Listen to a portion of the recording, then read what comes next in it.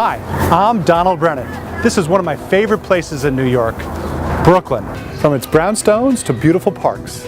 I know the borough inside and out, from new development to resales to my neighborhood picks. So grab a smartphone or a pad and pen while I share my 2 cents.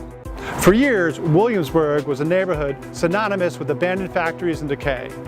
That all changed about a decade ago, where Williamsburg now is home to hipsters, families, and thriving businesses, including a sprawling event space known as Brooklyn Bowl. By night, Brooklyn Bowl is a hip, much sought after social scene. A 16-lane bowling alley set inside a 35,000 square foot warehouse in Williamsburg. Brooklyn Bowl boasts world-class food from popular New York mainstay Blue Ribbon and elevates the experience, with live music including many nationally known acts. This is not your ordinary bowling alley, which is exactly what the owners of Brooklyn Bowl wanted when they opened their doors in 2009. To learn more about the vision behind Brooklyn Bowl, I wanted to hear from one of the men who started it all, co-founder Charlie Ryan. Hi, I'm Donald Brennan.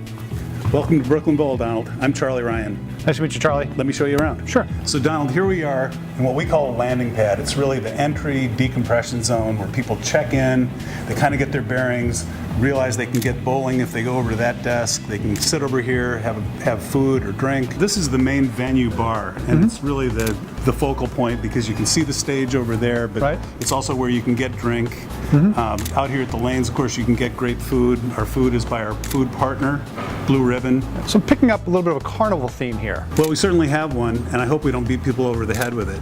But it is fun, and it does draw upon our roots. Now, Coney Island may be at the other end of Brooklyn, but it's still part of Brooklyn, and it's just fun iconography. A little bit dangerous. It's not the circus. Sure.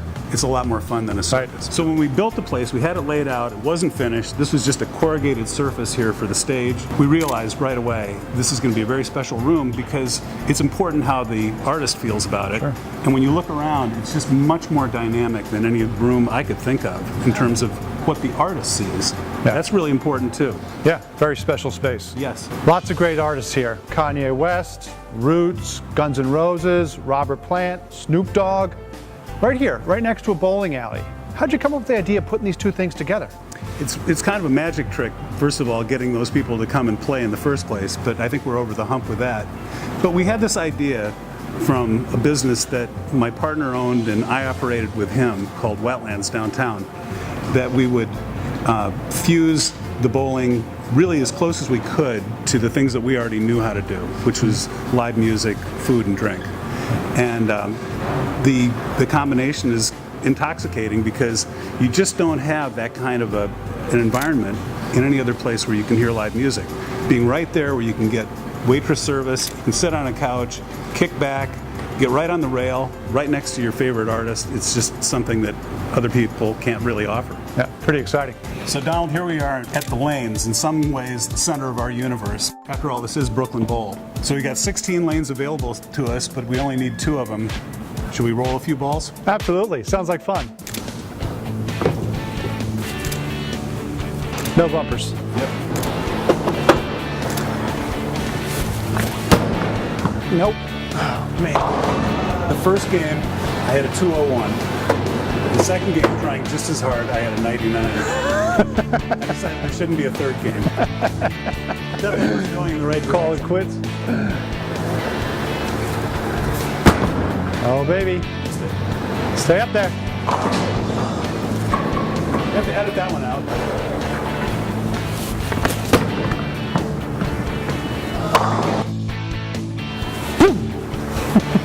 15 years ago, Williamsburg would have been a less likely place for a business success story. Many factories, vibrant and thriving in the 70s and 80s, shuttered. Right from development in the late 90s, paved the way for groundbreaking entrepreneurs like Charlie Ryan and his partners at Brooklyn Bowl. What made you decide to open up Brooklyn Bowl in this part of New York City? Well, we've been looking for a long time, and we wanted to be in Brooklyn. We wanted to be in some place that was easily accessible, but we also wanted a place that was bubbling under, a place where you kind of felt the energy in terms of who was coming and going already from the subway stop and from the construction cranes. And even though it was nothing like it's become today, already at the point that we were looking around here, you could feel that it was going to happen. Just the extent to which it has exploded, I don't think anybody could have foreseen. So Brooklyn Bowl, right next to Brooklyn Brewery. What has that relationship been like for you since you guys been opened, and how has it progressed over time? Well, it's been great. I mean, we've known the guys from the Brooklyn Brewery for a long, long time. In fact, the first time I really got interested in this neighborhood was after they opened up right in this location. And I walked around the corner. This sounds like such a strange thing to say, but it is true. Walked around the corner to where our entrance is now, and something about that block really spoke to me at that time. But we go back with them for a long time, ordering beer for another location, just being friends with them. So the fact that we're right next door to them, and I understand we are their biggest end user of kegs, and we're right next door, makes for a really good friendship. Excellent. Sounds like a good symbiotic relationship you have going. Very much so. Lots of building activity right around here. What's happening? There was a major rezoning that happened in 2005, which made it okay for people to sleep here, but not to live here, right in this corridor. And so now, the old Rosenwalk Wood Tank Company over here, which is there for over 100 years, is gone. That's going to be a hotel. Behind us over here is the Williamsburg Hotel. That's going to be open in just a few months. Pretty big hotel. Off in the distance here, the Wythe Hotel, which has been open 3.5 years now. And in the distance over there, another big thing. I don't even know what the name of it is, but it's a big hotel. As a matter of fact, right across the street from us, I know the developers have put together a big mass of land there. And what they end up doing with it is uncertain at this point. But they are going to do something on this kind of scale within the next couple of years. Brooklyn Bowl is no longer just in Brooklyn. You have venues now in Las Vegas and London. What's next? Well, we're building a place in Chicago. Really excited about that because that'll be a lot easier to manage than some places far away as Las Vegas, and especially some places far away as London. And yes, each one of those places is called Brooklyn Bowl. Certainly have a lot ahead of you. But when it's all said and done, what would you like the legacy to be for Brooklyn Bowl and Charlie Ryan?